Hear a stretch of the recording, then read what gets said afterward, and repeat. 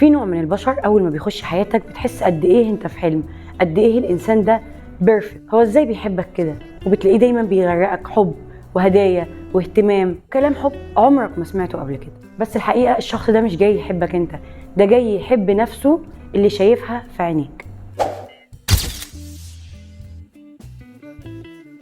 الشخص النرجسي ما بيحبش الناس، هو بيحب الاعجاب اللي الناس بتبصله بيه، السيطره، الاحساس ان هو الاوحد والاهم. ولو حصل يوم واهتمامك قل او حبيت نفسك شويه صغيرين هيقلب عليك في ثواني. وخلي بالك البدايه دايما بتبقى حلوه. ليه؟ النرجسي دايما بيبدا بحاجه اسمها الاستدراج العاطفي، بيهتم بيك زياده، هدايا كتير، وعود اكتر واكتر، وبيخلي يومك ماشي على اسمه ومزاجك متعلق بكلمه. واوعى تفتكر ان ده حب، لا، دي بتبقى خطه بيضمن بيها انه يخش جواك بسرعه جدا، بيضمن بيها ان هو يكون امتلكك، وبيضمن انك تكون وقعت فيه قبل ما تشوف وشه الحقيقي. وبعد ما بتتعلق بيه بيبدا معاك في التدمير التدريجي، وبيبدا يقلل منك بشكل هادي شويه، اللي هو انا معجب بيكي بس انتي فيكي ده محتاج يتغير، انتي دمك خفيف وبحبك بس عندك مشكله واحده بس محتاجين نظبطها.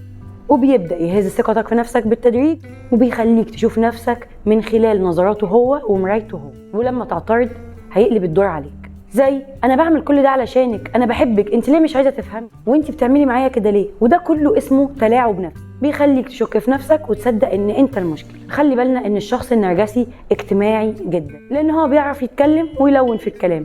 من الاخر كده هو شخص ب100 وش. قدام الناس بيبقى شخص جدع جدا وخدوم جدا، بس ورا الكواليس هو شخص مؤذي نفسيا جدا. ولما تقرر تخرج من العلاقه دي اول حاجه هيبدا يعملها يقعد يعيط ويقولك انت ليه بتعمل كده، انا اتغيرت علشانك، انا حبيتك، انا عملت كذا علشانك، انا غديت، انا طلعت، انا نزلت، وده جزائي عشان حبيتك، ده جزائي علشان عملت كل ده. وبعد كده بيتحول للشخص الأسوأ، بيبدا يهددك، بيبدا يتكلم عليك بشكل مش كويس، بيبدا يقول عليك كلام مش حقيقي، والمشكله ان الكلام بيبقى مترتب بشكل غير طبيعي، وهتبقى انت الشخص المؤذي في روايه احد. طب هو الشخص ده ليه بيعمل كده؟ ايه اللي جواه اصلا؟ النرجسي جواه فراغ ضخم بيغطيه بدور القوي اللي محدش بيعرف يتكلم معاه، الشخص الكاريزما الواثق اللي عايز يفضل دايما في المركز الاول في حياه كل الناس. بس هو في الحقيقه اضعف من انه يتحمل النقد او انه يشوف حد حواليه ناجح اكتر منه، وبيحاول يكسر غيره علشان يحس بس ان هو الوحيد اللي ناجح. وللأسف دي مش قوة، دي هشاشة مغلفة بالغطرسة. وطبعا العلاقة مع نرجسي بتشمل آثار نفسية